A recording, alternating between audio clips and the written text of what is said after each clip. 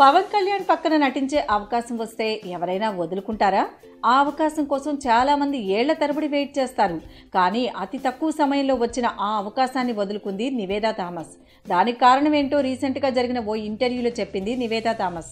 ఆయన సినిమాలో అవకాశం రావడం ఏ నటికైనా అదృష్టమే. నాకు ఆ అదృష్టం తక్కువ కాలంలోనే లభించింది. కానీ దాన్ని వదులుకున్నానంటే దానికి కారణం ఉంది. అసలు పవన్ గారి సినిమాకి నో అని చెప్పడానికి ఎంత బాధపడ్డానో నాకే తెలుసు. తెలుగులో నేను హీరోయిన్గానే పరిచయం అయ్యాను. పవన్ కళ్యాణ్ గారి సినిమాలో నాది చెల్లెలి క్యారెక్టర్ అన్నారు. హీరోయిన్గా చేసి చెల్లెలి పాత్ర చేయాలంటే కష్టం కదా. ఒకసారి అలాంటి పాత్ర చేస్తే ఇక హీరోయిన్గా చేసే అవకాశాలు తగ్గిపోతాయి. అందుకే ఆ సినిమాకి నో చెప్పాను.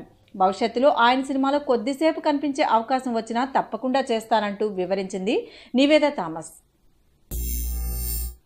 Thanks for watching. For more interesting updates, don't forget to subscribe Filmy Looks.